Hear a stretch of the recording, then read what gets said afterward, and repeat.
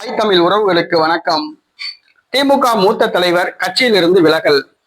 திமுக மூத்த தலைவர் கட்சியிலிருந்து விலகல், சுயேட்சையாக தேர்தலில் போட்டி என்ற தலைப்பில் இந்த காணொலியை காண்கிறோம். திமுக மூத்த தலைவர் கட்சியிலிருந்து விலகல், சுயேட்சையாக போட்டி.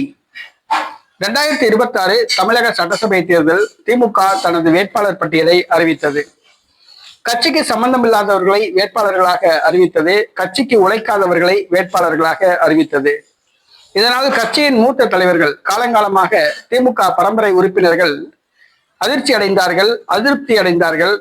தற்பொழுது தங்களுடைய கட்சி சார்பில் அறிவிக்கப்பட்ட வேட்பாளர்களுக்கு, கூட்டணி கட்சி வேட்பாளர்களுக்கு தேர்தல் வேலை பார்ப்பார்களா என்ற ஒரு கேள்வி எழுந்துள்ளது. இந்த சூழ்நிலையில் மேட்டுப்பாளையம் தொகுதியில் கடந்த முறை போட்டியிட்டு தோல்வி அடைந்தவர் சண்முக சுந்தரம் இந்த முறை தனக்கு மீண்டும் அந்த தொகுதியில் சீட்டு கிடைக்கும் என கடந்த 5 ஆண்டுகளாக தனது பணத்தை தண்ணி போல் செலவழித்து களப்பணியாற்றினார்.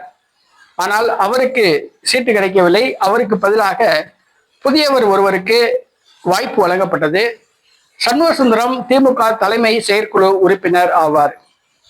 இவர் உடனடியாக தன்னுடைய கட்சி பதவியை ராஜினாமா செய்தார். திமுக தலைமைக்கு அறிவித்தார். தற்பொழுது சுயேட்சையாக போட்டியிட்டுள்ளார்.